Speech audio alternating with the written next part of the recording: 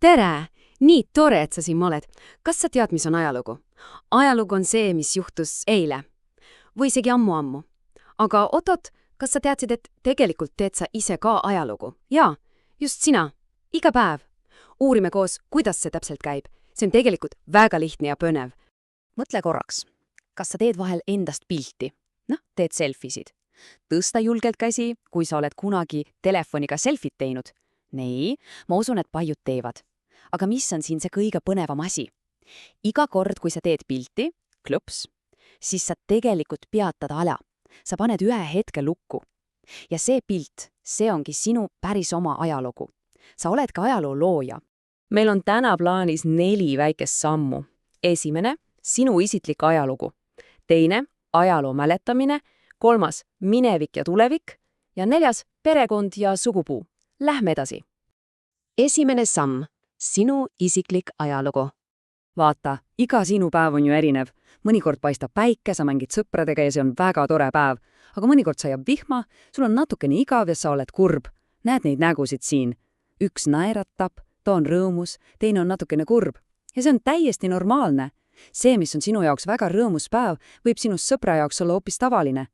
Sina ise oled oma elu peategelane ja just nii sa oma ajalugu iga päev teedki. Teine samm, kuidas me oma ajalugu mäletame. Kuidas me saame meeles pidada kõiki neid erinevaid päevi? Vaatame neid asju siin.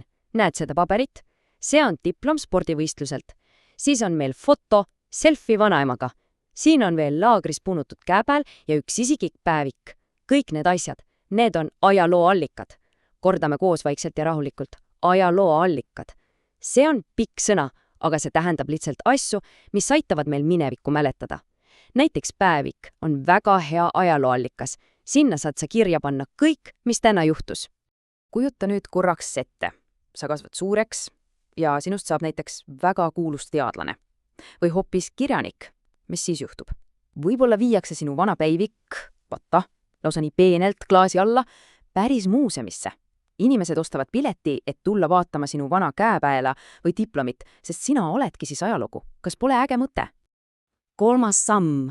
Minevik ja tulevik. Kuidas meie siin Eestis ajast mõtleme? Mõtle nii. Tulevik, ehk see, mis tuleb homme, on meie ees.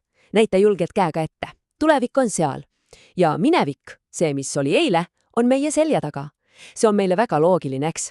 Aga kaugel Madagaskari saarel mõtlevad inimesed täpselt vastupidi. Tulevik on hoopis taga ja minevik ees. Oot, kuidas see üldse võimalik on? Vaatame järgmist pilti. Ma seletan. Vaata nüüd väga hoolega seda ülemist pilti. Näed tüdrukut rohelises särgis. Tema vaatab ette. Meie jaoks on tulevik ees. Aga nüüd vaata alumist pilti. Poiss oranžis särgis.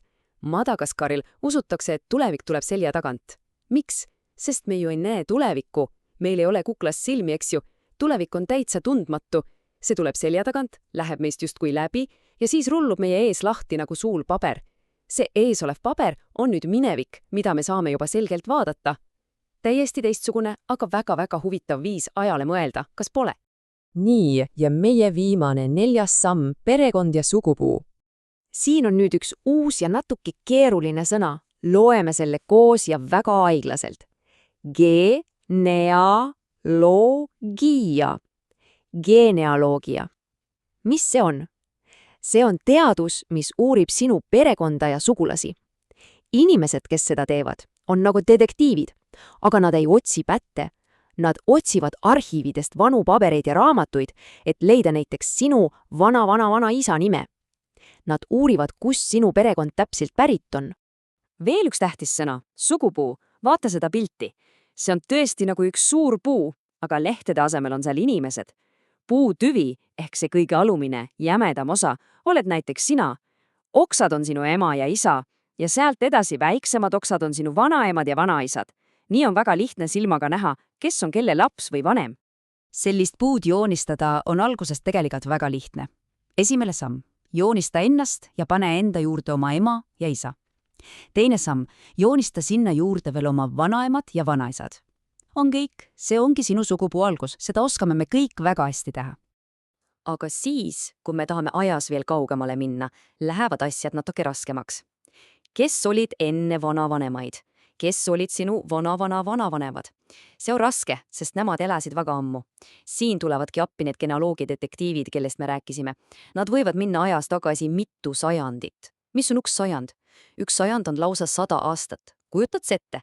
Nad oskavad leida sinu sugulasi, kes elasid mitusada aastat tagasi. Vaata nüüd, kui hiiglaslik see puu on.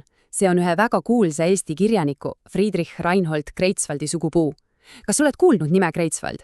Tema on see mees, kes kirjutas meile raamatu Kalevi poeg. Vaata, kui palju nimesid sellel skeemil on. Tundub nagu jube keeruline buss läks, aga tegelikult on see lihtsalt üks suur perekond, kus oksad on omavahel kokku ühendatud. Kui sa oma peret väga kaua uurid, võib sinu puu ühel päeval täpselt samasugune välja näha. Olemegi tunni lõpus. Sa olid väga tubli kaasamõtleja. Täna me õppisime, et iga sinu päev teeb ajalugu ja iga ese võib olla ajalooallikas. Mõtle nüüd ühe väga tähtsa asja peale. Millise eseme jätaksid sina tuleviku inimestele? Kas on mõni sinu ilus joonistus, sinu lemmik mänguajas või midagi muud, mis on sulle väga kallis? Mõtle sellele täna õhtul, kui sa magama lähed. Mis on see sinu isiklik ajalooallikas? Aitäh sulle ja järgmise korrani!